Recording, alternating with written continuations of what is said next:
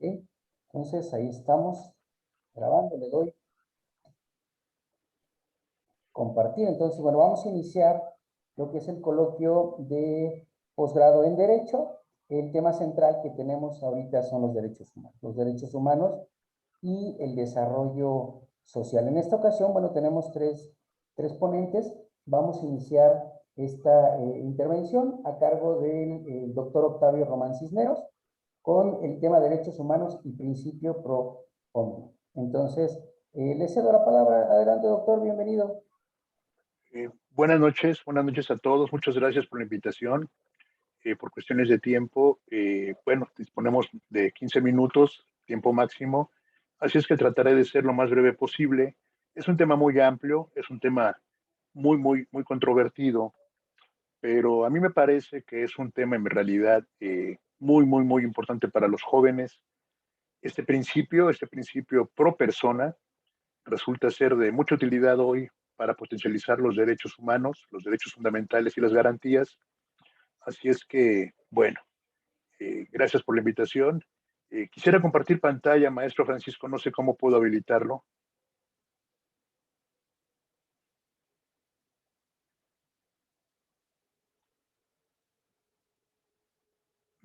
Ok.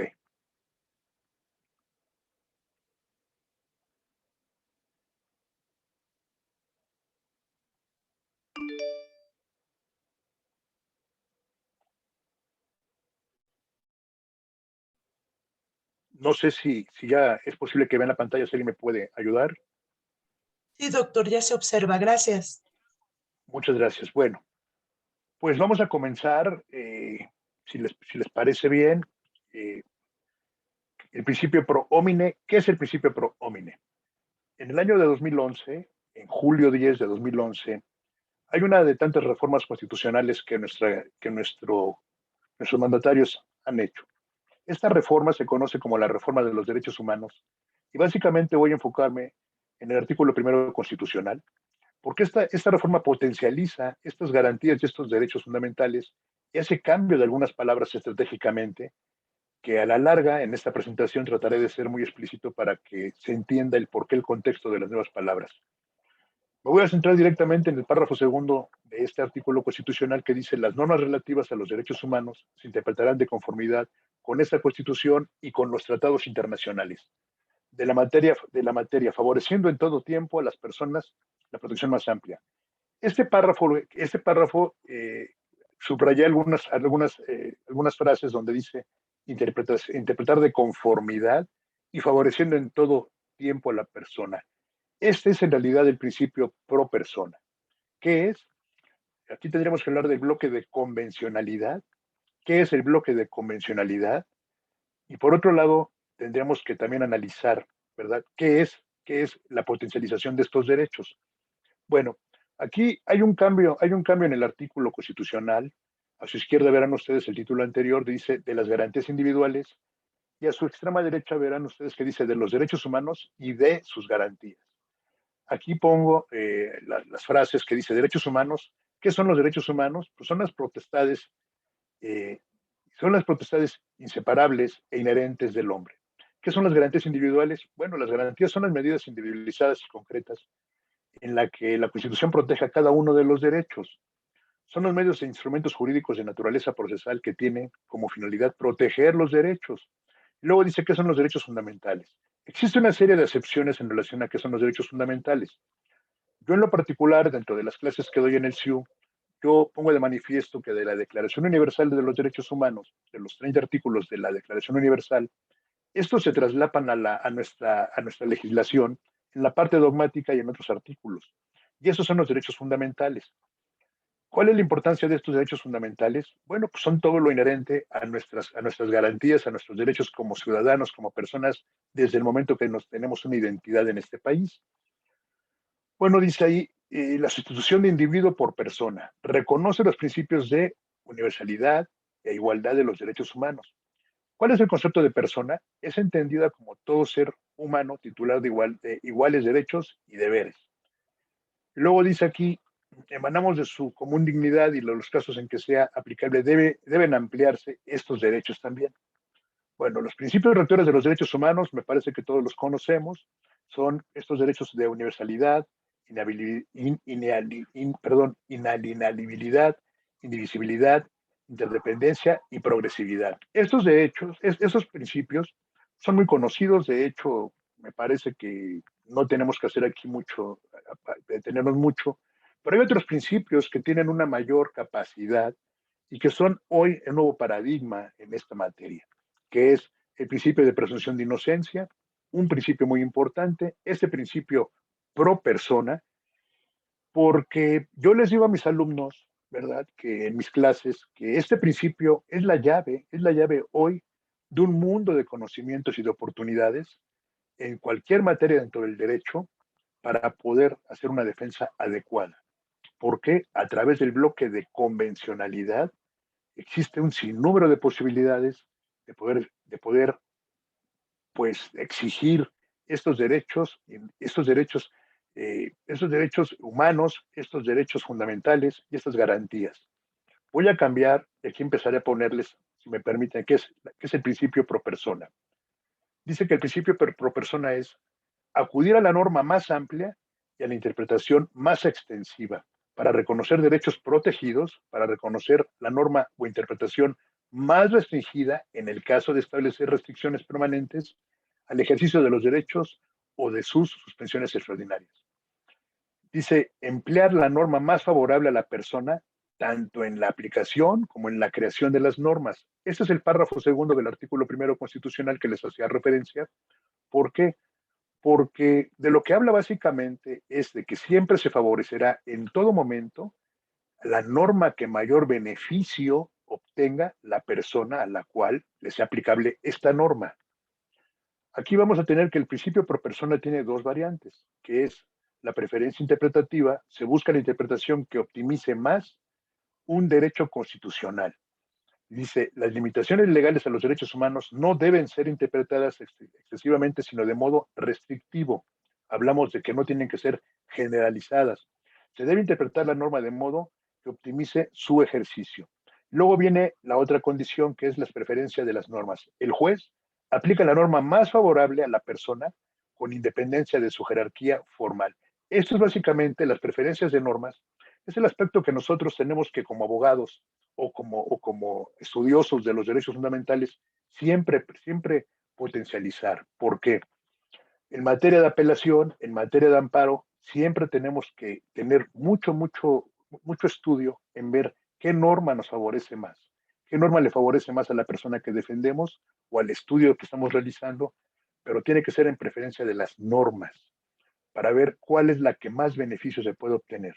Hoy el derecho, lo he comentado en muchas ocasiones y no sé si mis colegas que hoy están con nosotros compartan esta idea, desde mi punto de vista el derecho hoy es ciencia. Para mí el derecho hoy es una ciencia.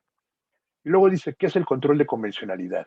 Aquí les expreso de una manera muy breve, el control de convencionalidad es el mecanismo que se ejerce para verificar que una ley, reglamento o acto de las autoridades del Estado se ajustan a las normas de principios y obligaciones de la Convención Americana de Derechos Humanos. Como ustedes saben, nosotros nos regimos bajo el Sistema Interamericano de Derechos Humanos a través de lo que viene en este párrafo más abajo, donde dice, en nuestro país depositó un instrumento de ratificación el 22 de junio de 1987. A partir del 29 de marzo del 96, México depositó y ratificó el 4 de mayo de 2001 la convencionalidad. ¿Qué quiere decir esto? Que nosotros, este pacto, ¿verdad? Esta carta de convencionalidad, nosotros nos adherimos a ella en el año de 2001. En el año 2001 es donde nosotros participamos de la convencionalidad y por ende de todas y cada una de las sentencias que emanan de la Corte Interamericana de Derechos Humanos se convierten en derecho para nosotros interno. ¿Por qué? Porque forma parte ya de nuestro derecho. No es derecho externo, es derecho interno esta convencionalidad. Todas estas normas, sentencias, los criterios orientadores, forman parte de nuestra legislación. Esa es la importancia de este concepto del convencionalismo. Voy a cambiar. ¿Qué es el control de convencionalidad? Y aquí se los pongo en otras palabras. Un Estado ha ratificado un tratado internacional como la Convención Americana. Sus jueces como parte del apartado de Estado también están sometidos a ello. lo que les obliga a velar porque los efectos de las disposiciones de la Convención no sean meramente para la aplicación de leyes contrarias en su objeto y el fin. Es lo que les comentaba hace un momento. Existe la convencionalidad ex oficio.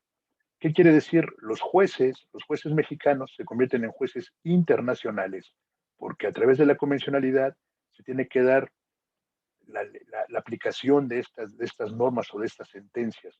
El Poder Judicial debe de ejercer una especie de control de convencionalidad entre las normas jurídicas internas que aplican en los casos concretos y la Convención Americana de Derechos Humanos.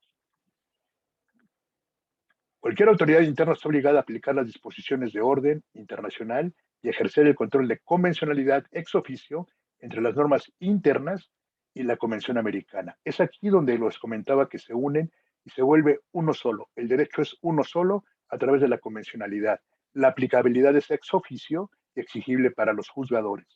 El control de convencionalidad se debe extender a las demás convenciones interamericanas en derechos humanos que fundamentalmente la competencia de la Corte Interamericana y que establezcan obligaciones para el Estado mexicano. Se convierte en una obligación de aplicabilidad.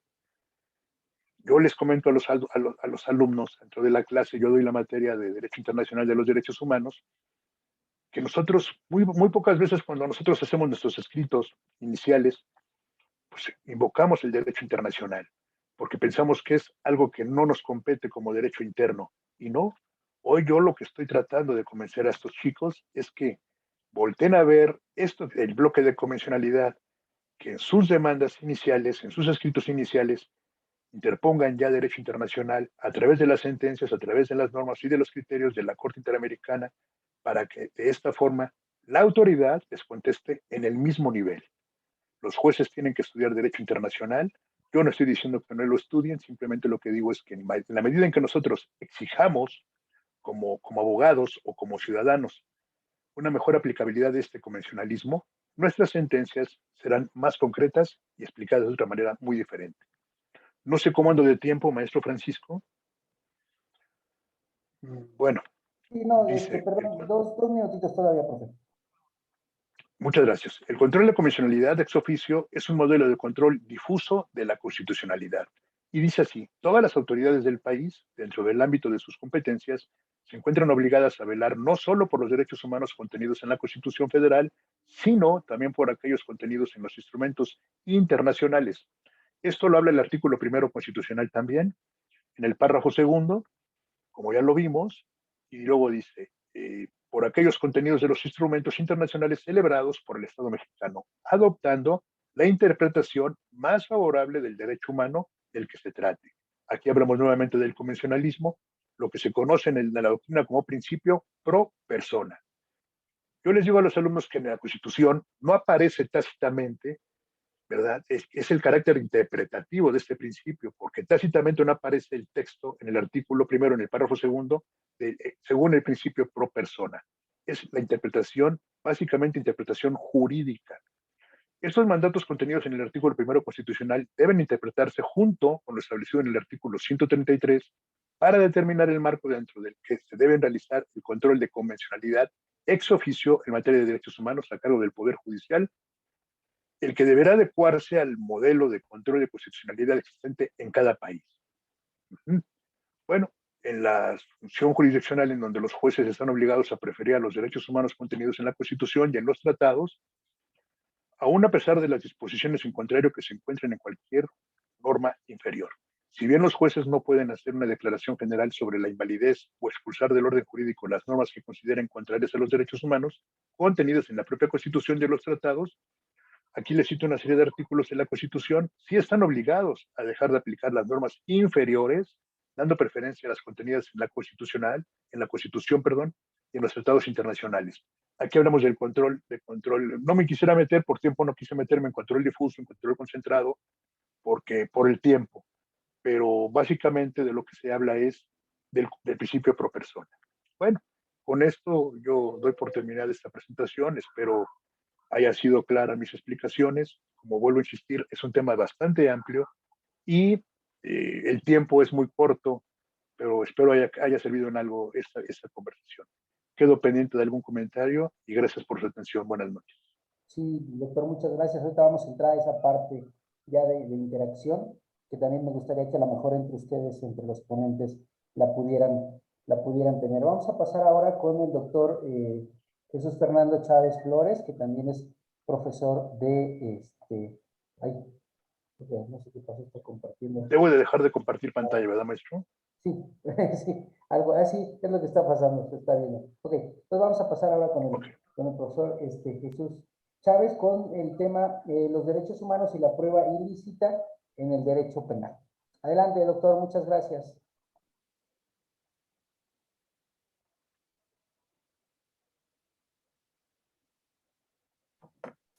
Muy buenas noches, muchas gracias.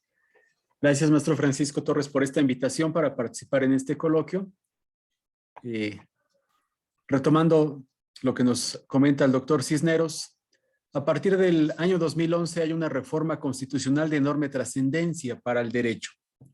Y es que cuando consideramos a los derechos humanos, pues estamos hablando de un cúmulo de derechos que son inherentes a cualquier persona, no por lo que haga, no por lo que tenga, sino por su ser persona. Y existen múltiples doctrinas, mucho desarrollo, que aún sigue siendo incipiente en cómo traducir en un aspecto muy práctico, muy concreto, estos derechos humanos en un ámbito jurídico y no solamente de una manera conceptual, sino también en una práctica. Y el día de hoy quiero comentarles específicamente esta relación que existe de los derechos humanos y el derecho penal, hablando de la prueba ilícita. Un segundo nada más, porque ya... perfecto. Generalmente, cuando hablamos de derechos humanos, es bastante común que las personas se pregunten, ¿los derechos humanos solo sirven para sacar gente de la cárcel? Y es que todavía existe esta concepción o esta visión a partir de noticias como las que el día de hoy se publica en Guadalajara, Jalisco, a través de un diario independiente, donde se indica que por fallas en el sistema de impartición de justicia se liberan a 3 de cada 10 detenidos. Específicamente lo que menciona la noticia es que ante las irregularidades en los procesos, insisto, irregularidades en los procesos, de 4,630 personas imputadas en el año 2020, ¿sí? Y que incluso fueron representadas por defensores públicos, ni siquiera por defensores privados o particulares. El 32,6% fueron puestos en libertad por clasificarse como ilegal su detención. Y entonces esta noticia nos habla de que 3 de cada 10 detenidos fueron detenidos de manera ilegal y por lo tanto los dejan en libertad. Y aquí es donde cuando hablamos de derechos humanos muchas veces de primera instancia lo que muchos se cuestionan a partir de noticias como este tipo, como liberar a la madre del Mencho detenida en posesión de narcóticos y otras muchas personas que se habla de corrupción en el sistema de impartición de justicia.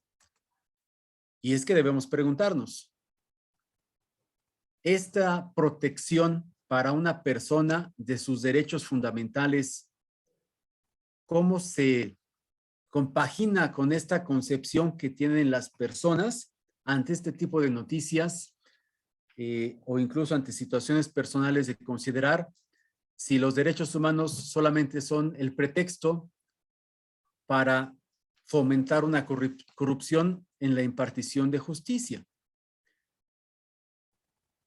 Es algo que deberíamos de considerar y reflexionar más a profundidad.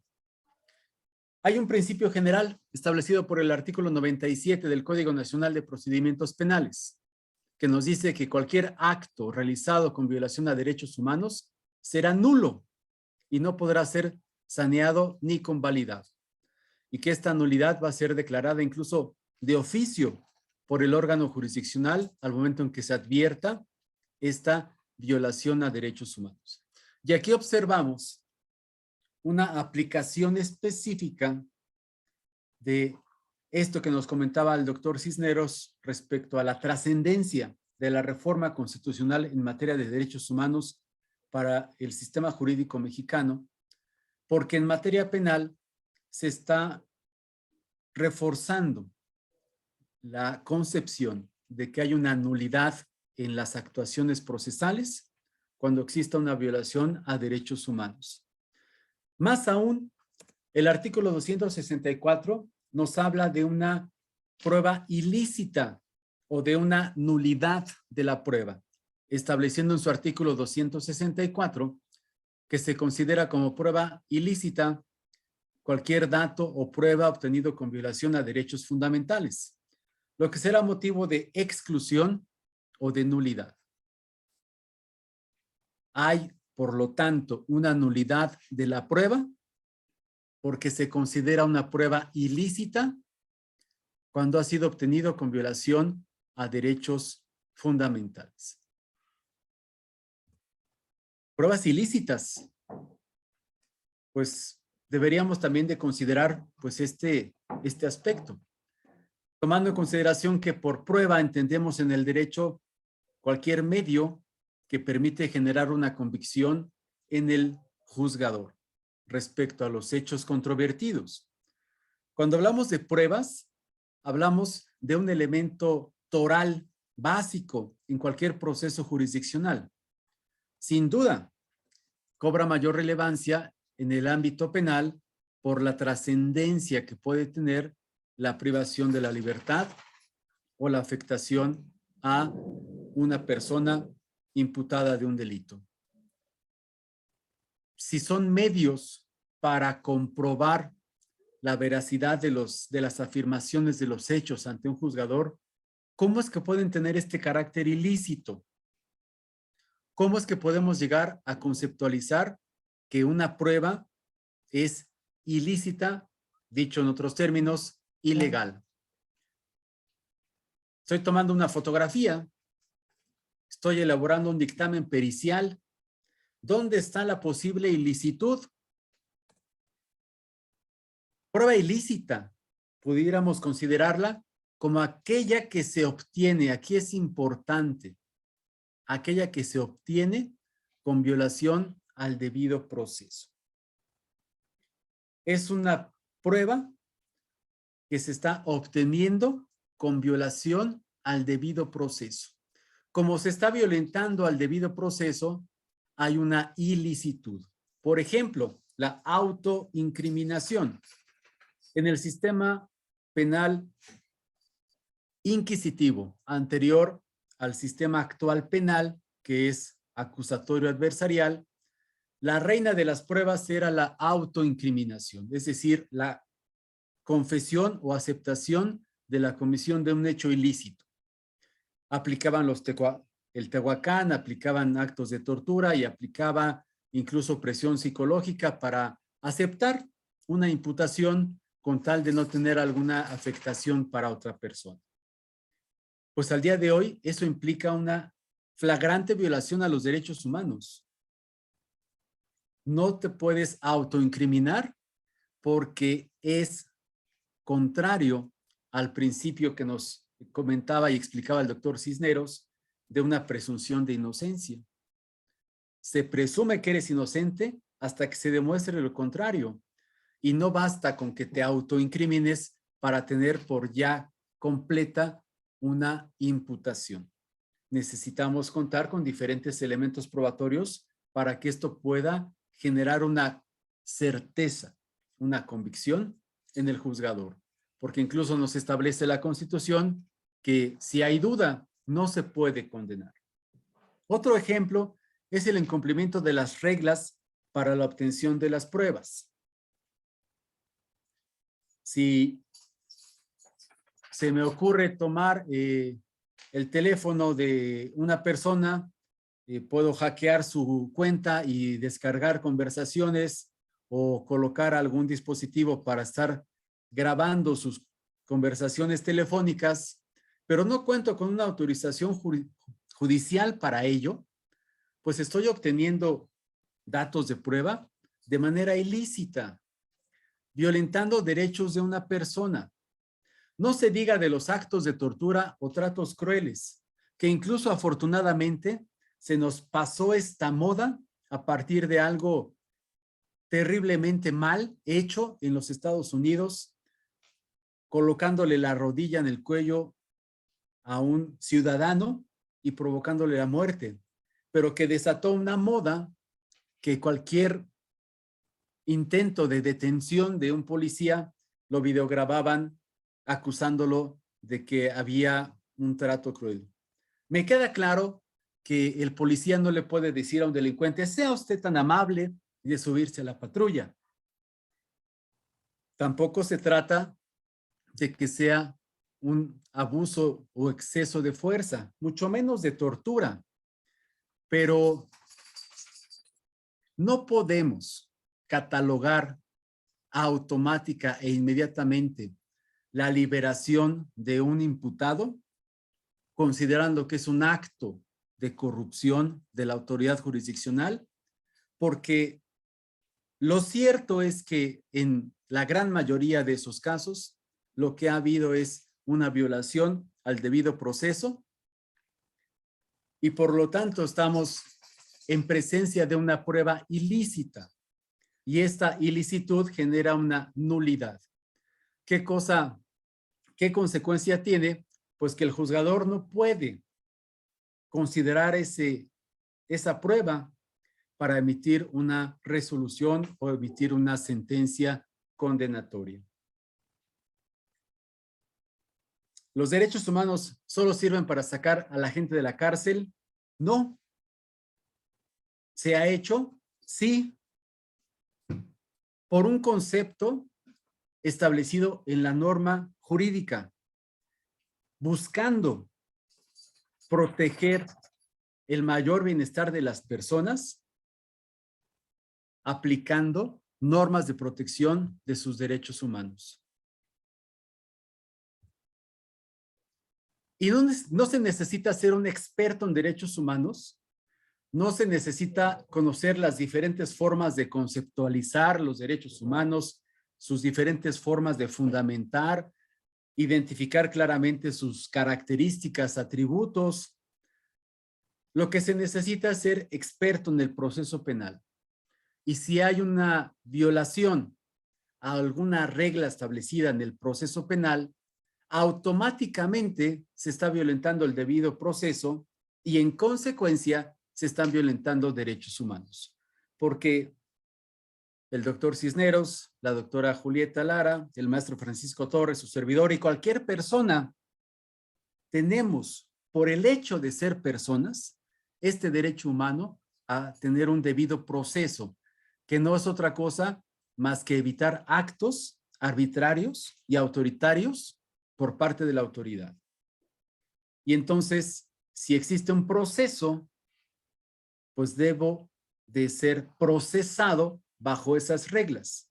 Si se incumplen las reglas, se está violentando mi derecho humano al debido proceso, se están violentando mis derechos humanos, se está generando una nulidad en el proceso que, claro, pudiera ser que traiga como consecuencia poner en libertad a un detenido, como ya ha sucedido acorde a esta noticia en el estado de Jalisco en el año 2020, donde 3 de cada 10 detenidos eran puestos en libertad. ¿Por qué? Por pruebas ilícitas, por errores en la detención, por no cumplir con las normas procesales. ¿Qué podemos concluir de esto? Número 1, los derechos humanos son importantes, exageradamente importantes, porque tiene que ver con lo que tú como persona, yo como persona, tengo. No por lo que haga, no por lo que deje de hacer, sino por lo que soy. Una persona que tiene derechos. Una persona que puede salir a la calle sin esperar que en cualquier momento me detengan porque se le ocurrió a alguna autoridad. Los derechos humanos son importantes porque me generan una garantía. Nos hablaba también el doctor Cisneros de garantías. De esta garantía y certeza de que va a prevalecer el derecho y solamente el derecho en un estado denominado de derecho. Segunda conclusión, sin duda, debemos trabajar más en la profesionalización de los impartidores de justicia. Debemos de trabajar más en un claro conocimiento de las normas del proceso para que se puedan respetar de mejor manera y en lugar de que sean 3 de cada 10 detenidos ante una violación al proceso dejados en libertad, todos los que sean imputados en un proceso, siguiendo las reglas del proceso, puedan ser juzgados, respetando las normas, aplicando las normas para garantía y seguridad jurídica de cualquier persona bajo esta base fundamental de lo que el día de hoy queremos compartir con ustedes, que son los derechos humanos. Muchísimas gracias. Sí, muchas gracias, doctor Jesús. Bastante interesante por ahí también los elementos. Vamos juntando por aquí algunas de las preguntas. Elizabeth, un segundito. Primero vamos a dejar que la ponente, ahorita entramos cada uno y ya entramos a la parte de lo que son las pláticas y a lo mejor el debate al respecto. Entonces, vamos ahora con la doctora Julieta Lara. La doctora Julieta trae la propuesta del tema de los derechos humanos y la libertad de expresión. Entonces, pues bueno, adelante, doctora. Se quedó la... ¿Yo pasmada? Vamos a ver un poquito. No sé si gusta apagar su cámara al revés, doctora, apagar su cámara y dejar abierto el micrófono. Gracias, maestra. ¿Sí me escuchan? Buenas noches. Sí, muchísimas gracias. Bueno, primeramente, maestro, muchísimas gracias por la invitación a este coloquio y pues gracias también por compartir este coloquio con el doctor Cisneros y el doctor Jesús Chávez. Muy buenas noches. Gracias también a todos los asistentes.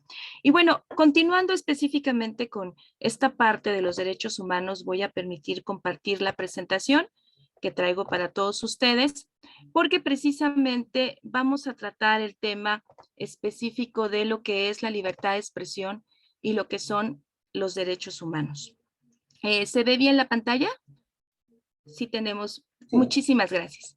Bueno, este tema pues viene aunado con todo lo que dijeron mis colegas referidos precisamente a la importancia de los derechos humanos y a su ejercicio como individuos y obviamente como parte de una sociedad. Este tema hoy en día pues es un punto muy delicado.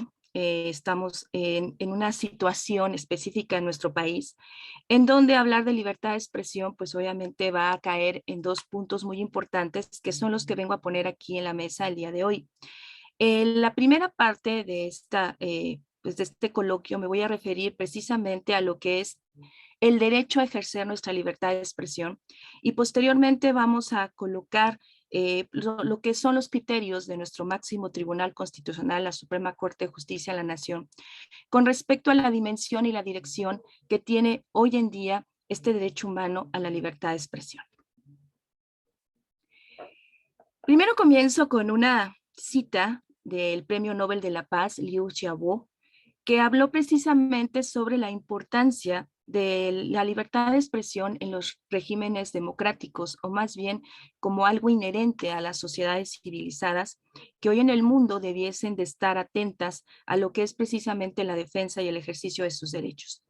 Liu Xiaobo habla específicamente señalando que la libertad de expresión es la base de los derechos humanos, la raíz de la naturaleza humana y la madre de la verdad.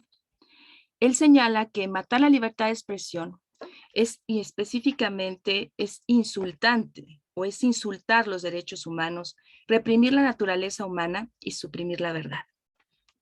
Con esta reflexión vamos a comenzar a hablar específicamente de dónde surge esta situación de la libertad de expresión y cómo es que nosotros tenemos, hasta dónde llegan nuestros límites o hasta dónde nosotros podemos tener específicamente la libertad de expresión en una sociedad, independientemente del lugar donde nos encontremos.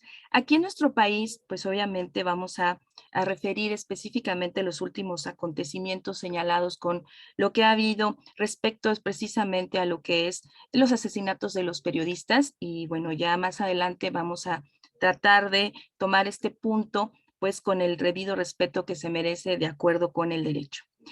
Vamos a recordar que primeramente la libertad de expresión, es decir, el nosotros que opinemos, el que nosotros digamos específicamente alguna información, alguna situación, alguna crítica respecto a ciertos hechos o a ciertos actos o referidos también a las personas, es algo inherente a la naturaleza humana. Aquí, como yo lo señalo, desde la época de los griegos, uno de los máximos exponentes, Aristóteles, concebía específicamente esta libertad de expresión como una característica inherente al son politicón, que era precisamente el ser humano como animal político, y él señalaba que dentro de estos límites o estos alcances de la libertad de expresión, estaba en nosotros como individuos la posibilidad de decidir con el uso de nuestro raciocinio y con las condiciones mínimas que tenían que estar garantizadas por un Estado, nuestra posibilidad de obrar y las consecuencias de nuestra libertad de expresión en sociedad. Con base a esto tenemos nosotros que los hombres, y me refiero a los hombres desde el punto de vista general, aquí estoy incluyendo tanto a los hombres como a las mujeres, podemos elegir por principio moral, ético, jurídico el alcance de nuestro actuar, a diferencia de los seres vivientes como otros, como los animales, que están sujetos indefectiblemente a las leyes de la naturaleza. Por ahí decían los psicólogos que los seres humanos somos tres cosas, ¿no? Somos instinto, somos intelecto y también somos intuición. Y estas tres características que tenemos como seres humanos nos permiten específicamente tomar decisiones al momento de expresarnos. ¿Qué va a suceder con la naturaleza humana y respecto a lo que es la libertad de expresión? Pues obviamente va a depender del hombre, la trascendencia de nuestra libertad para transformar nuestro entorno y obviamente del Estado que nos gobierna y la manera como nosotros vamos a concebir, vamos a tutelar y vamos a restringir esta libertad de expresión. Vamos rápidamente, digo, por el tiempo que se nos ha otorgado, a dejar el marco específicamente de derechos humanos que tenemos desde el punto de vista regional. Ustedes recordarán que México pertenece a dos sistemas de derechos humanos, que es el Sistema de Derechos Humanos de las Naciones Unidas y pues también al Sistema Interamericano, que es un sistema regional de derechos humanos. Dentro del marco jurídico interamericano, nosotros hemos sido testigos a lo largo de estos años que con respecto a la libertad de expresión se han dado una serie de directrices para que nosotros podamos, como gobernados, como parte integrante de esta sociedad mexicana, saber hasta cuándo, o más bien cuándo comienza y cuándo termina nuestra libertad de expresión y cuál ha sido el papel del Estado en su camino o en su deber de tutelar, garantizar y limitar esta. Ha habido muchísimos cambios y ahorita pues vamos a ver qué es lo que ha pasado con base a todos estos casos que han sido presentados directamente ante la Corte Interamericana de Derechos Humanos. Primero, hay que dejar el contexto claro que México, nuestro país, Estados Unidos mexicanos, ha sido señalado o hemos sido señalados como país en el ámbito internacional como responsables de violar derechos humanos de manera sistemática. Y obviamente esta violación de derechos humanos, aparte de otras causas, ¿no? Otras consecuencias que se han dado específicamente como parte de los cambios en nuestras leyes, ha sido producto por el ejercicio de la libertad de expresión. Y pues tenemos ya una historia un poco, pues ahora sí que delicada con respecto a todos los asesinatos de los periodistas en el momento en el que ejercen su profesión. Y por otra parte, la desaparición forzada de personas, entre las que se cuentan principalmente los defensores de derechos humanos. Entonces, aquí traigo un dato que específicamente referí del año pasado, para que nosotros también podamos valorar lo que está sucediendo en estos primeros, pues ahora sí que meses, ¿no? Que son mes y medio del año 2022, en donde, pues bueno, ya tenemos más, casi 50 periodistas asesinados, específicamente por el ejercicio de su profesión. Y pues simplemente, de acuerdo con la revista Forbes, en su sección de política, en el año 2021, México para julio del 2021 ya tenía 68 defensores y 43 periodistas asesinados en virtudes precisamente del ejercicio de la libertad de expresión.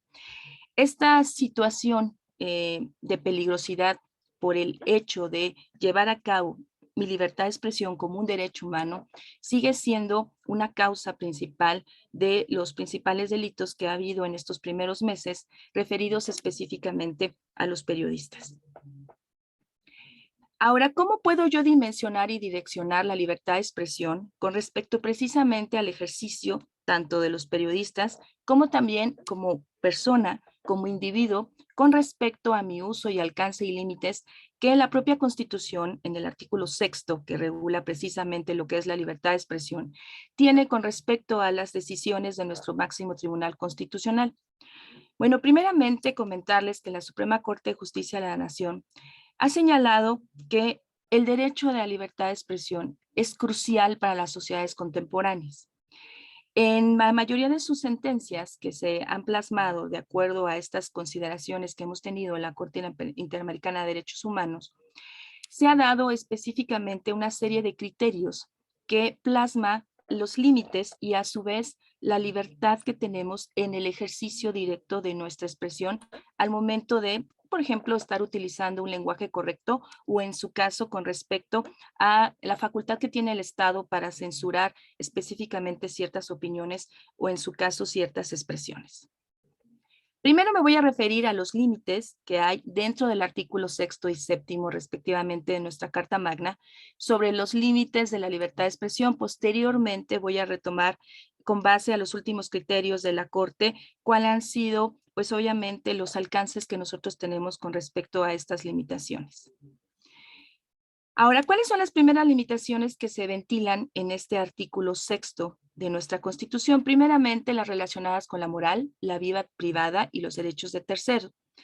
Aquí yo hago una serie de ejemplos, nada más para que ustedes también tengan la oportunidad de ir reflexionando hasta dónde precisamente yo puedo expresarme con respecto a poner esta situación del ataque a la moral, el ataque a la vida privada y el ataque a los derechos de terceros. Primeramente, se señala que cuando se ataque a la moral, es decir, cuando el individuo tiene esta necesidad específica de llevar a cabo, de responder específicamente solo a su beneficio de búsqueda con respecto al uso o conveniencia de esta libertad de expresión, es importante señalar que la propia Constitución señala que jamás debemos de utilizar nuestro derecho de libertad de expresión a costa de nuestros semejantes, es decir, como simplemente una forma de utilizar específicamente a ciertas personas o atacar su moral de ciertas personas únicamente para nosotros tener un beneficio propio. También con respecto a lo que es la vida privada, este límite que se pone en la Constitución se vincula directamente con lo que son otros derechos que tienen que ponderarse, como son el derecho al honor, el derecho a la imagen y las cuestiones de los sentimientos religiosos que pueden dar como resultado el momento de que yo me esté expresando o haciendo uso de libertad de expresión sin límite alguno a actos de racismo, xenofobia y discriminación. Ya ustedes han pues visto a lo largo de las noticias a través de redes sociales y otros medios que precisamente ciertos discursos que toman ciertas personas con ciertas, pues ahora sí que carácter de autoridad, da como resultado precisamente que se ataque la vida privada y con ello también se produzcan estas consecuencias en la sociedad. Por otra parte, los límites con respecto a los derechos de tercero hace referencia que aquí ninguna persona puede obtener y gozar de mayores posibilidades o beneficios respecto a los demás en la misma situación. Esto quiere decir que la libertad de expresión debe tender al mejoramiento siempre de la esfera individual, pero sin desmerecer los derechos de la colectividad. Esto quiere decir que yo como individuo tengo que ser consciente que mi libertad de expresión tiene un límite con respecto precisamente a mi posición y a mi rol como ciudadano o como parte de una colectividad. Posteriormente tenemos otras limitaciones, como es cuando la libertad de expresión dé como consecuencia o se dé como resultado de un delito, perturbe el orden público o en contra de otros valores constitucionales. Cuando hablamos de que el ejercicio de mi libertad de expresión provoca algún delito, estamos en el caso de que el individuo oculte, altere, limite o restrinja el acceso precisamente a la información de la cual yo he tomado precisamente la fuente o en su caso yo he utilizado para precisamente pues transgredir la esfera jurídica de otras personas. Esto es lo que se trabaja mucho, ¿no?, en materia de libertad de expresión, cuando tenemos que citar la fuente o en su caso seguir la huella del hombre para dejar claro que nosotros estamos aportando o en su caso tomando información que precisamente ya ha estado o que ya ha sido tratada en otros momentos. También cuando se perturbe el orden público, la Constitución señala que cuando se corrompa la armonía, el respeto y el correcto funcionamiento de las instituciones y derechos de la colectividad que estén garantizados, que debiesen de estar garantizados por el Estado, pues yo como individuo voy a tener que limitar mi libertad de expresión. Aquí, pues bueno, han acontecido muchas situaciones, ¿no?, con esta función que tiene nuestro presidente de comunicar o de ejercer su libertad de expresión a través de sus mañaneras, en donde precisamente vemos cómo a través de ciertos discursos se ataca directamente a las instituciones y a veces con ciertas, pues ahora sí que designios de comunicación también se van atacando los derechos de la colectividad. Y por último, cuando se ejecuta en contraposición de otros valores constitucionales, que por ejemplo aquí estamos hablando en el caso de que los individuos porten tatuajes o elementos decorativos o personales que representen un discurso de odio y se atente contra la dignidad, la igualdad y el deber de tolerancia.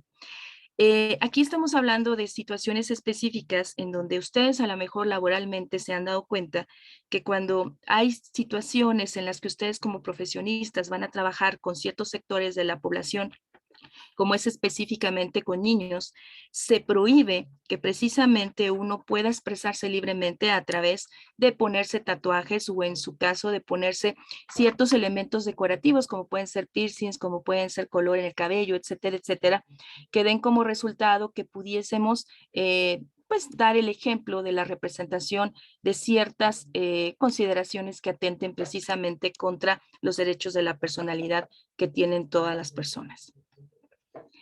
Ahora, ¿cuáles son los pronunciamientos? Acabo de dar lo que son específicamente las limitaciones que marca nuestra propia Constitución en el artículo 6º. Ahora vamos a hablar ya con los pronunciamientos actuales de la Suprema Corte de Justicia de la Nación que realmente van por una no limitación de la libertad de expresión. La primera parte que hemos nosotros pues trascendido como, bueno, desde el punto de vista jurídico, ha sido esta situación del uso correcto del lenguaje. Ya ustedes también han visto en redes sociales las últimas noticias en donde ya se va a permitir que los medios de comunicación o cualquier individuo pueda utilizar cualquier tipo de lenguaje como parte de su creatividad. El que no se le permita, obviamente, está atentando, vulnerando su derecho a la libertad de expresión. Esto surge específicamente una contradicción de tesis 247 del año 2017, en donde se señala que las personas podemos expresarnos tal y como queramos como parte del pleno ejercicio de nuestra libertad. Esta expresión difundida, ya sea por radio, por televisión u otros medios, no debe verse violentada por la utilización de palabras consideradas fuera del correcto lenguaje, obra de la colectividad del ser humano, para generar discusión. Esto quiere decir que ya cualquiera de nosotros, cuando vayamos a difundir alguna información por alguno de estos medios, podemos utilizar el lenguaje que nosotros consideramos que es necesario para producir efectivamente, pues que se dé la crítica o en su caso que se dé una valoración de la información. Los alcances de la crítica con respecto precisamente a lo que es generar la discusión que realizan, por ejemplo, los profesionales del periodismo, en el caso específico, son más amplios y se refieren a personas con proyección pública. ¿Qué quiere decir esto? Que la Suprema Corte de Justicia de la Nación ha determinado que los periodistas que hablan específicamente de una figura pública tienen la posibilidad de ampliar más sus manifestaciones para producir específicamente respecto a la vida pública de estas personas, el escrutinio y que esta labor de, pues que muchas personas llaman exhibir específicamente los actos de la vida pública de las personas a través de lo que es el ejercicio del periodismo, no debe de entenderse o no deberá de ser pues entendida como una afectación a los derechos de honor y de imagen. Ya ustedes han visto, por ejemplo, ahora con el escándalo de ciertos artistas, ¿no? Con el hecho de que han terminado específicamente una relación amorosa que ellos hicieron pública, y ahora en la mañana en las noticias referían precisamente que a través del uso de los fans están tratando específicamente de que se quite uno de los programas de difusión específicamente de noticias respecto a lo que fue su relación, porque precisamente señala que se está perturbando la imagen y el honor de una de estas personas que estaba dentro de esta relación. Actualmente la Suprema Corte de Justicia señala que en la libertad de periodismo con respecto a una imagen pública o respecto a un personaje público, no debe de haber limitación a lo que es la libertad de expresión a efecto de producir el escrutinio o en este caso la crítica respecto al actuar de esa persona en la vida pública. También toda información que obre, esto es respecto a lo que ha habido a la actuación policial y derechos de la personalidad. Yo sé que a lo mejor estoy haciendo muy resumida la información, pero digo, por el tiempo, nada, estoy tratando de hablar sobre lo que ya nuestro Tribunal Constitucional ha ampliado con respecto al uso y alcance de nuestra libertad de expresión. Con respecto a la actuación policial, se ha señalado que toda la información que obra en protocolos de actuación policial no se considera impenetrable por el derecho a la confidencialidad, ya que es primordial para la tutela efectiva del derecho de acceso a la información pública. Esto fue parte precisamente de un criterio que fue resultado de una acción de inconstitucional 88-2018. Esto también para el ejercicio del periodismo, en el caso específicamente de que nosotros podamos estar atentos a lo que se habla con respecto a estas personas que están precisamente sujetas a una investigación o en su caso ya sujetas a un juicio en materia penal. También esta parte en donde la Suprema Corte ha señalado que la libertad de expresión siempre va a prevalecer frente a los derechos de la personalidad. Y esto va referido muy específicamente a los debates que nosotros hemos visto para los candidatos presidenciales desde las pasadas elecciones, en donde se señalaba que pues era parte de un límite a la libertad de expresión en que se hicieran ataques mordaces y cáusticos sobre cualquier persona o personaje público. En este caso, la Suprema Corte de Justicia de la Nación, a través de este amparo directo en revisión, ha señalado que cualquier manera de expresarnos o cualquier ataque que tenga personajes públicos con respecto a su imagen y con respecto a una campaña, específicamente como puede ser la del presidente de la República, tiene que garantizarse la libertad de expresión de estos personajes a efecto de que se pueda garantizar una discusión abierta dentro del debate que ellos están llevando a cabo. Ahora, esto es los últimos criterios que ustedes pueden revisar en la página de la Suprema Corte de Justicia de la Nación sobre los candados que se han quitado al ejercicio de la libertad de expresión. Y pues bueno, para terminar, ¿no?, en tiempo conforme a la agenda, vamos a concluir específicamente lo siguiente. En términos de libertad de expresión como derecho humano, ninguna limitación a la libertad de expresión deberá ser discriminatoria.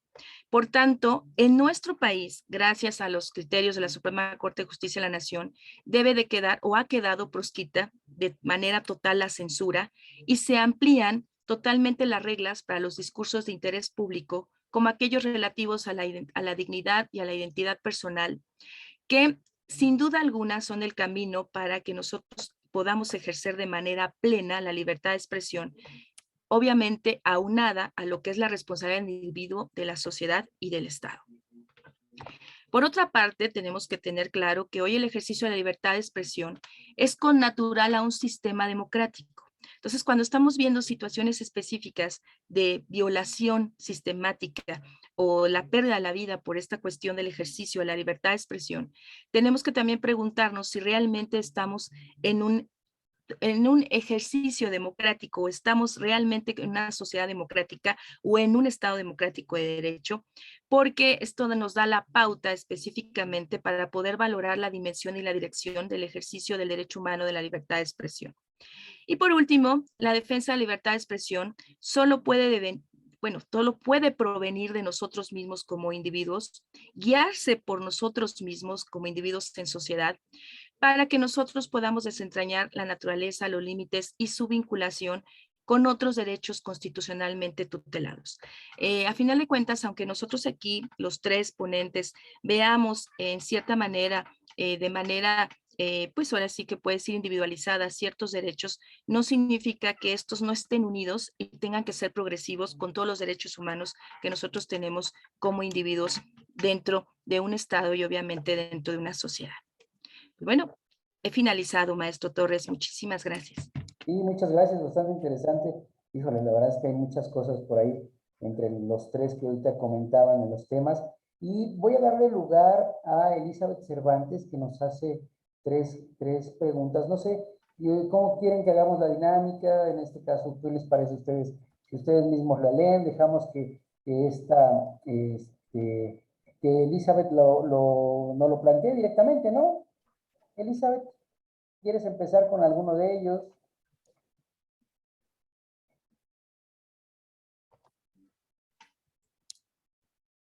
Sí, Elizabeth, ¿quieres participar abriendo tu micrófono? ¿O quieres que nosotros? Ya está funcionando mi cámara y mi micrófono. Bueno, la verdad es que para mí es un gusto enorme volver a reunirnos, vernos. Les mando un abrazo a la distancia. Participar de sus ponencias después de que fueron mis maestros, para mí es un gusto enorme. Muchas gracias por la invitación. Para el doctor Octavio, porque su más grande exposición fue con respecto al derecho internacional.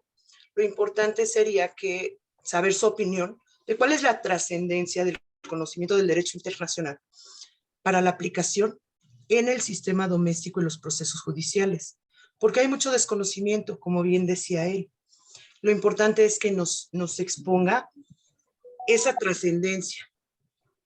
Para el doctor Jesús Chávez, mi pregunta es, esta falsa creencia sobre los procesos judiciales que son corruptos, ¿usted considera que nace del desconocimiento en general de la población? Porque al final del día, hubo muchos programas de formación para los operadores del sistema dentro de las instituciones, pero en la sociedad en general no se dio una educación formal. Hay mucho desconocimiento y creo que de ahí surge esta falsa creencia de que los derechos humanos solo protegen a las personas que están inculpadas o imputadas de un delito. Desconocen por completo que ellos mismos, sin ser víctimas, también tienen estos derechos y también los protege las propias instituciones y el Estado. Para la doctora Julieta, que habló de la libertad de expresión, estos ataques a los grupos de periodistas, ¿usted considera que provocan una merma en la participación democrática de los ciudadanos? Porque al final del día pareciera una intimidación y obviamente hace que los ciudadanos sientan que pueden ser sujetos de ataques si es que colaboran o participan, ya sea en los programas o en las políticas del gobierno. Y pues, como siempre, agradecerles la invitación a escucharlos nuevamente. Esas serían mis preguntas. Y en general, ¿ustedes consideran que el Estado se ha equivocado en la educación en materia de derechos fundamentales y humanos? Porque creo que falta mucho por hacer. Nuestra sociedad carece del conocimiento en general.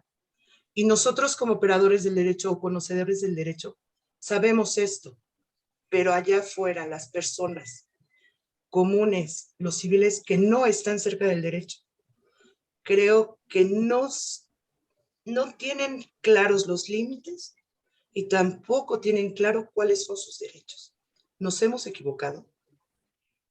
Esas serían mis preguntas. No sé cómo las quieran desarrollar o contestar o participar. ¿Quieren levantar la manita así en el orden que los fue formulando, profesor Octavio? Y adelante. Buenas noches. Muy bien. Bueno, yo sí considero que la aplicabilidad del derecho internacional es muy importante hoy en este país. El desconocimiento, como bien lo dice Elizabeth, es muy grande. Justamente este principio pro persona surge dentro del derecho internacional de los derechos humanos. Es ahí en donde surge este principio. Y de ahí empieza la aplicabilidad. ¿Dónde se da?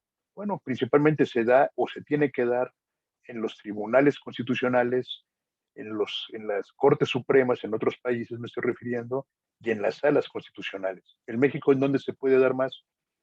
Pues directamente en los juzgados de amparo, porque vuelvo y insisto que en primera instancia, cuando realizamos una apelación, nunca invocamos el derecho internacional porque pensamos que es muy distante de nuestra realidad. Aquí tenemos que hablar un poco de la teoría monista y dualista, pero básicamente, si no conocemos, como bien dice Elizabeth, ni siquiera los derechos que tenemos, ni los derechos humanos, ni los derechos fundamentales, mucho menos nuestras garantías, menos podemos invocar el derecho internacional y menos los principios rectores que existen dentro de esta misma área. Yo considero que falta mucho por estudiar. México es un país en el cual no se estudia derechos humanos. Lo hemos visto en muchas universidades, mis colegas que seguramente darán clase, cátedra en otras instituciones, se darán cuenta que se carece básicamente, como lo he manifestado en muchas ocasiones, de la materia en derechos humanos, en derecho internacional es muy poco, en pruebas es una materia que nunca se toca y sobre todo lo que dice la maestra Julieta, la libertad de expresión en este país está muy limitada y muy castigada y hay muchísimo desconocimiento. Yo invoco de veras a los alumnos a que volteen a ver la convencionalidad, tratados internacionales, sentencias internacionales y sobre todo que hoy fundamenten y motiven sus escritos iniciales de demanda invocando sentencias y no tanta jurisprudencia. Esa sería mi respuesta. Muchas gracias. Adelante, profe Jesús. Claro que sí, muchas gracias. Yo comenzaría respondiendo a la pregunta de la siguiente manera. Distingamos.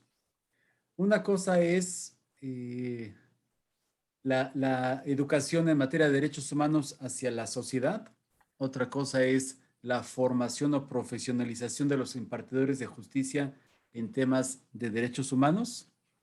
Y le agregaría una tercera variable que es la temporalidad, porque lo cierto es que a pesar de las diferentes posturas de los doctrinarios en derechos humanos, se reconoce que a partir de la Declaración Universal de los Derechos Humanos tenemos ya esta forma de conceptualizarlos como actualmente los estamos conversando en este coloquio. Y eso es en 1948, que apenas tenemos ni siquiera un siglo de desarrollo, conceptualización, aplicación y mayor entendimiento de los derechos humanos. Entonces, insisto, la formación, la conciencia, la educación de la sociedad en temas de derechos humanos es algo que todavía requiere de mucho trabajo y es uno de los puntos a considerar para nuestro centro CIU, donde se da esta maestría específicamente en tema de derechos humanos, porque sí se necesita que desde los abogados principalmente se pueda tener una formación más amplia para las personas del conocimiento de sus derechos humanos.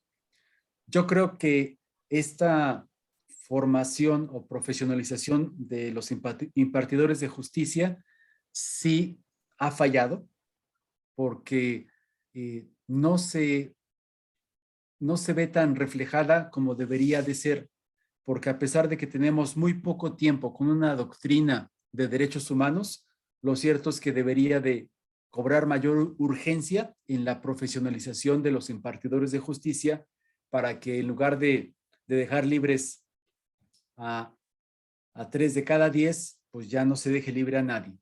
Y yo culmino la respuesta o termino la respuesta señalando que esta percepción que se tiene de corrupción va muy de la mano a algo que es tan natural al ser humano, que es el concepto de justicia.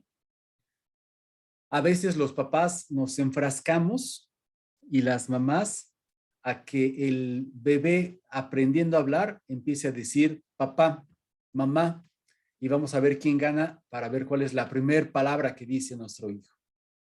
Sin embargo, nadie le enseña a sus hijos a reconocer mío. Todos los niños reconocen el concepto de propiedad que va asociado al reconocimiento de justicia, porque esto es lo que me toca y a ti te toca aquello. Esto es mío, eso es tuyo. Desde pequeños. Entonces, es muy natural que lo primero que se perciba en una sociedad, a veces asusada por desconocimiento de autoridades, es considerar actos de corrupción porque no se observa una aplicación de justicia. No porque no tengamos la formación en derechos humanos, no porque falte la profesionalización de los impartidores de justicia, sino porque es muy notorio para cualquier persona cuando están deteniendo a una persona que acaba de cometer un delito, pero por algún acto de crueldad o de tortura termina unas horas posteriormente en libertad. Y eso es algo con lo que tendríamos que seguir trabajando con este coloquio, con una maestría en derechos humanos, con un día a día para que tomemos una mayor conciencia y sobre todo una mayor responsabilidad. Muchas gracias. Gracias, doctor. Profesora, Julieta. No está silenciada. Muchas gracias. Estimada Elizabeth, mire, con respecto a su pregunta, que considera, ¿no? Que si yo considero que las violaciones al derecho a la libertad de expresión en los grupos de periodistas provocan una merma en la participación democrática. Bueno, primeramente, esta violación que usted refiere, pues realmente ya no es simplemente una violación, ¿no? Estamos realmente ante un ataque directo por el hecho de que estas personas, por el ejercicio de su profesión, realmente hacen uso de su libertad de expresión. Ahora, usted refiere, ¿no? Que si es parte específicamente de, pues, una forma de intimidar específicamente a toda la sociedad con respecto a nuestro alcance y uso de la libertad de expresión.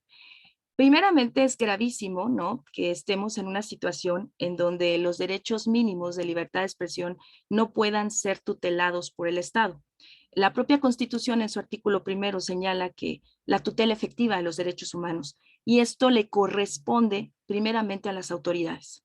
Y pues el aparato estatal, ¿no? Como parte de autoridad pública, ¿no? Como parte específicamente, no ha garantizado el pleno ejercicio de la libertad de expresión.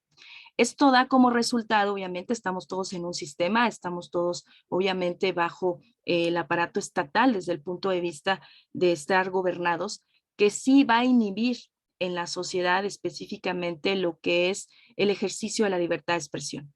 Pero este no debería de ser el resultado. El resultado es que deberíamos como sociedad organizarnos para evitar específicamente este tipo de censura a través efectivamente de los asesinatos, y no tan solo asesinatos, sino de esa impunidad que queda posterior al asesinato, donde no se da ninguna respuesta, donde se oculta la información y donde al final tampoco hay medidas o políticas públicas para garantizar el ejercicio de la libertad de expresión a los que por su profesión la ejercen.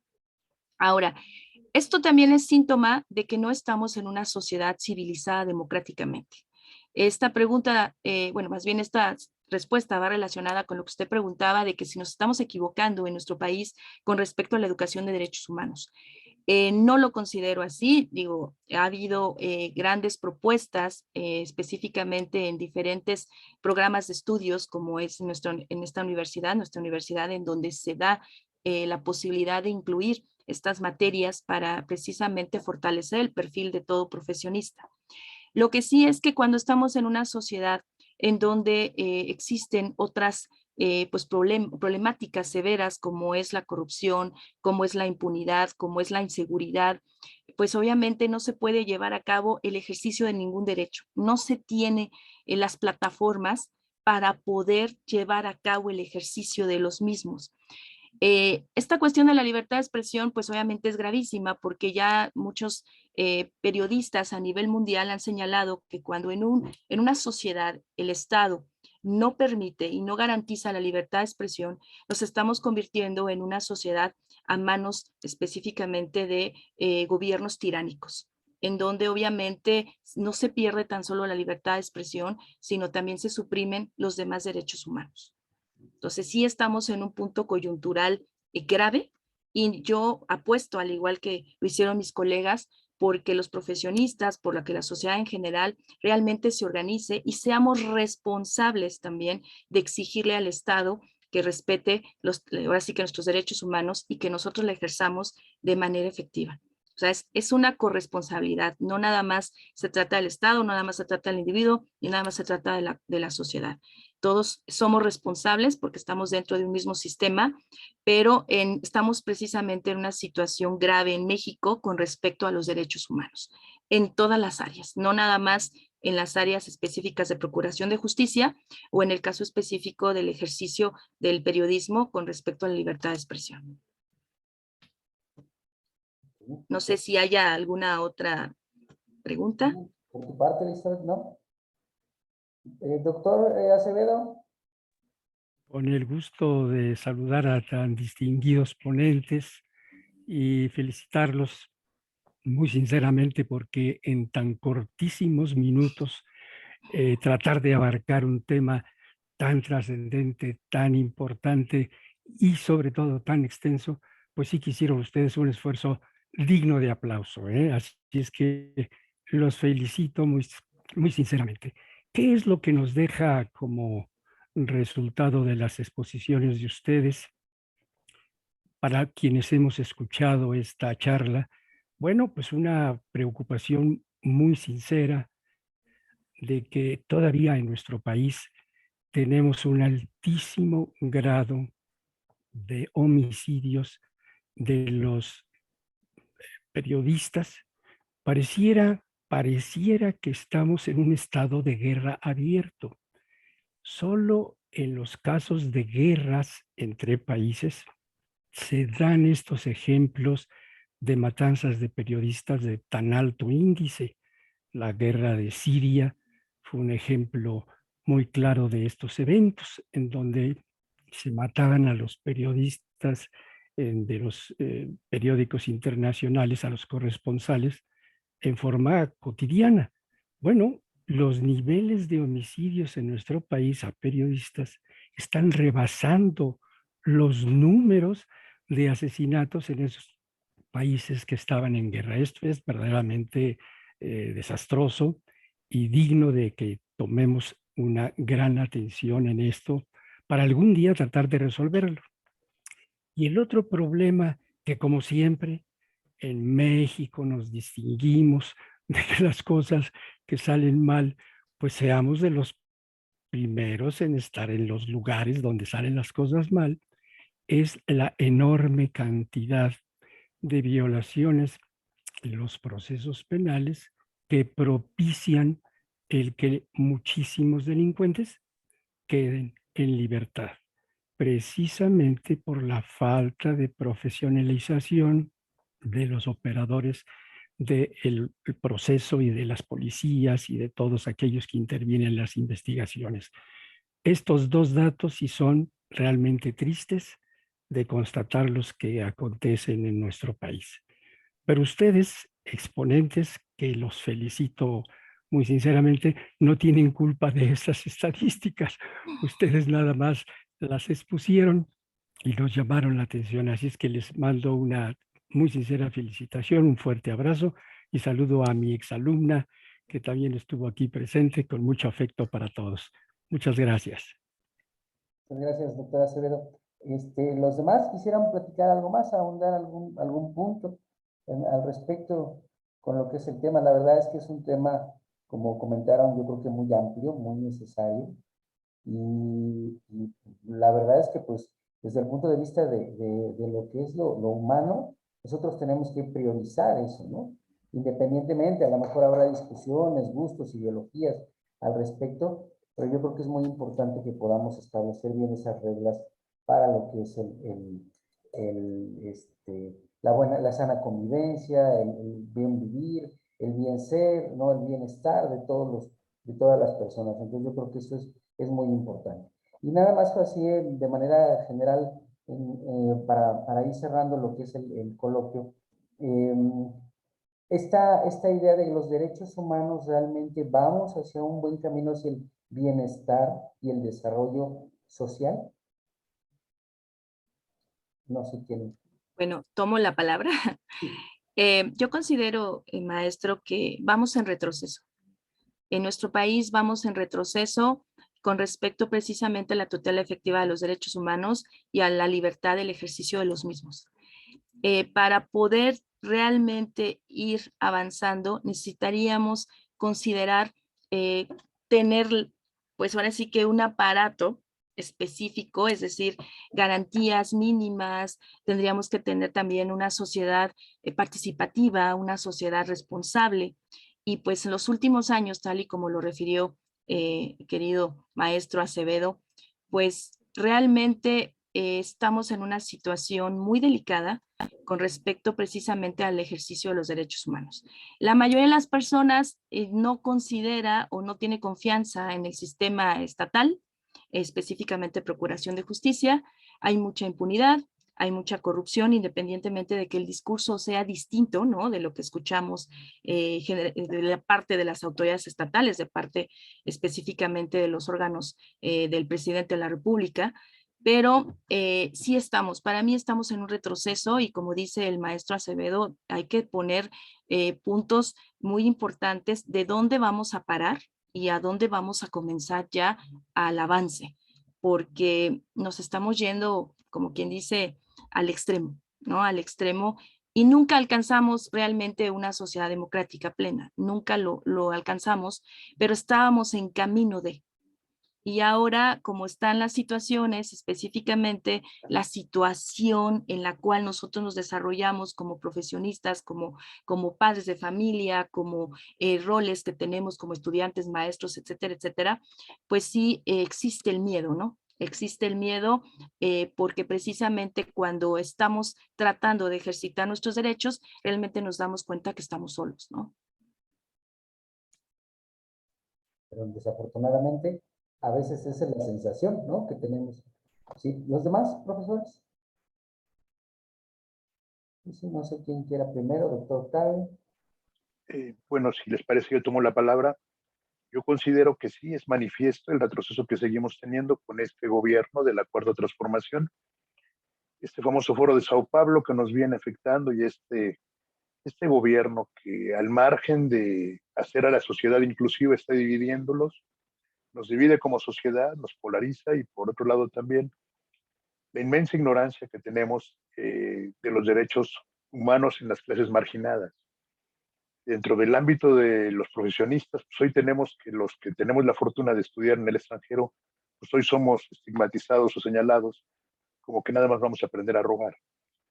El gobierno realmente lo que está haciendo es dividir a la sociedad y si ya de por sí esta es una sociedad corrupta por el gobierno, la extinción de los órganos autónomos también por parte del Ejecutivo ha acabado casi con todos. Entonces, eso nos habla de que nuestros derechos van siendo cada vez más limitados. Hoy, por ejemplo, les quiero comentar que la titular de la Comisión Nacional de Derechos Humanos pues ya no aparece en la palestra, ya la Comisión Nacional está casi en extinción, no se torna nada, no hay quejas en la CNDH, los visitadores en la CNDH son personas que no tienen los conocimientos adecuados y si desde el órgano regulador de estos derechos estamos mal, la sociedad está peor. Yo sí siento un retroceso absoluto, lo que ya llevábamos de avance, yo lo siento hasta inclusive en mis alumnos cuando llegan a la clase, el desconocimiento que tienen. Muchas ocasiones llegan con nosotros y ni siquiera conocen muy bien la reforma constitucional ni de 2008 ni del 11, en fin, el desconocimiento pleno de la ley de amparo actualizada. Yo siento que sí, la verdad es que sí existe mucho, mucho retroceso y hoy, con este famoso foro de Sao Paulo, más. No sé qué opine mis compañeros o el doctor Acevedo, al cual le mando un afectuoso abrazo y un saludo, con mucho respeto. Adelante, con el comentario es todo lo que puedo decir. Profe Jesús. Claro que sí, con mucho gusto. A veces consideramos el derecho como el deber ser, lo que debería ser, y el respeto a los derechos humanos debería ser esta oportunidad para un desarrollo social, porque con toda certeza lo que usted comentaba, pues nos da la oportunidad de un bienestar y de un estar bien como sociedad. Entonces, lamentablemente, pues ese deber ser o ese derecho a veces en la práctica no se visualiza, como comentaron ya la doctora Julieta, el doctor Cisneros. Sin embargo, pues habrá que seguir trabajando para que ese deber ser sea una realidad, porque al día de hoy, sin duda, no la tenemos. Perfecto. Muchas gracias. Doctora Acevedo, ¿quiere comentar algo al respecto? ¿No? Muchas gracias, reiterando mi felicitación sincera y un cariñosísimo saludo a los ponentes. Muchas gracias.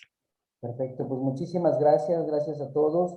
Pues damos con cierre a lo que es este coloquio, que es un ejercicio que pretendemos que vamos a ir implantando a lo largo de los procesos, lo vamos a compartir por muchos medios para que más personas lo vayan teniendo y se vayan sumando también a este tipo de actividades, que lo que buscamos es esta actividad de análisis, de difusión, y que podamos compartir inquietudes y que mejoremos en todos los aspectos como universidad y como sociedad. Muchísimas gracias a todos. Les vamos a hacer entrega de un reconocimiento que les va a llegar de manera personalizada y pues un abrazo y muchísimas gracias. Buenas noches.